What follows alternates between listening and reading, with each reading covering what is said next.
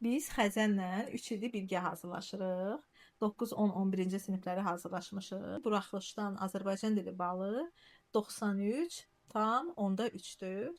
Çox əla yazmısan Xəzən. Təbrik edirəm səni. Afərin sənə. İnanıram ki, blok balın da əla olacaq sənin. Maksimal gözləyirəm 150 bal mütləq.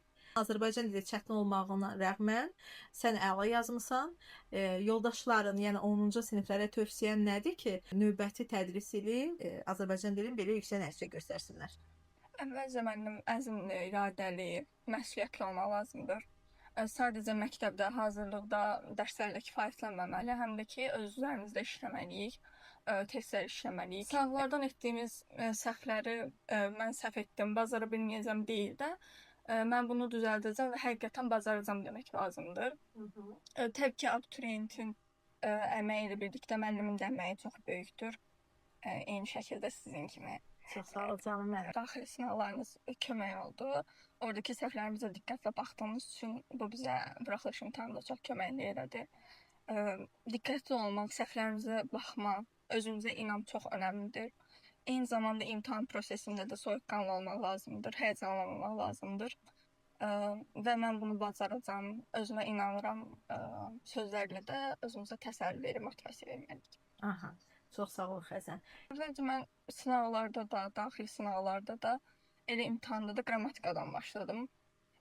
Qrammatika çox vaxtımı almadı, çünki daxili sınaqlarda da çalışırdım ki, vaxt məhdudiyyəti qoyum və o vaxt məhdudiyyətində qrammatikanı həll etməyə çalışım. Daha sonra mətnləri sırayla həll etməyə çalışdım. Təbii ki, mətnlərin suallarının həcmi böyük idi. Amma bir diqqətlə baxanda bir saata bitirə bildim. Aha, lap yaxşı. Bəs açıq sualları, onun açıq sual düşür, meyarlı sual. Onun açıq sualı necə işlədin? Blankına mı yazdın, yoxsa stress vərəqinə mi köçdün? Əslində sınaqlarda birbaşa vərəqdə olduğu üçün daha rahat olurdu, amma burada elə olmadığı üçün biraz çaşdırıcı oldu mənim üçün və vaxt itkisi oldu.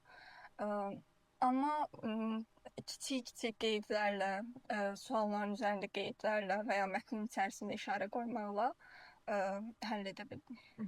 Yəni birbaşa stress vərəqinə yazdın. Bəli. Aha. Çox sağ ol. İnşallah 10-cu siniflərdə sənin bu fikirlərinə diqqətlə qulaq asar, əməl edirlər və onların nəticəsi sənin kimi əla olar. Çox sağ ol Xəzən.